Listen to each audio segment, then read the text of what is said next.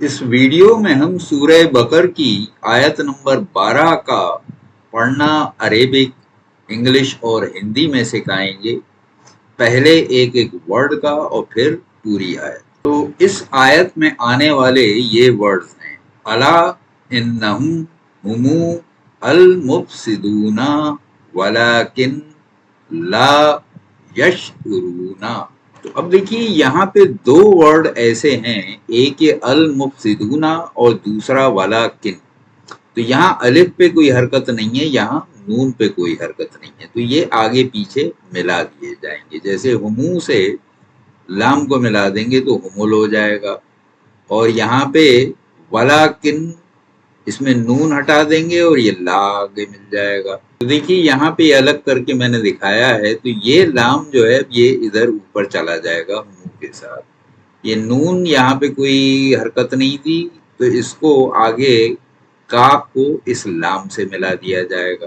तो देखिए आयत तो वैसे ही रहेगी जैसे पहले आपको लिख के दिखाई थी, लेकिन इसको पढ़ा इस तरह से जाएगा: अला इन्नहुम हुमुल मुफसिदूना वलाकिल्ला यशउरूना। तो जैसे अलग अलग वर्ड बताए थे लिखा वैसे ही जाता है, लेकिन इसको पढ़ा ऐसे जाएगा जैसे अभी मैंने वो हर्फ हटा के वो पढ़ के बताए थे। तो ये होगा अला इन्नहुम हुमुल मुफसिदूना वलाकिल्ला यशउरून।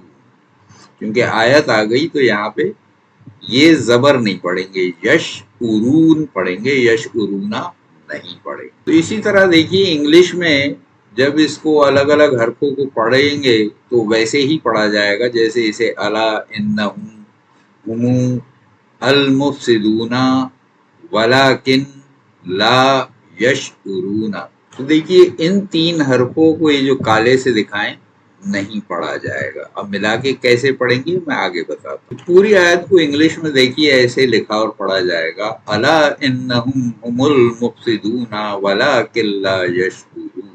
तो हिंदी में भी देखिए अलग अलग वैसे ही पढ़ा जाएगा: अला इन्नहुम हुमु अल मुफसिदूना वलाकिन ला यशउरूना। अब इसमें देखिए रेड कलर से दो अक्षर ये मैंने दिखाए, ये हटा के पढ़े जाएंगे। इस तरह से देखिए अलग हो जाएंगे।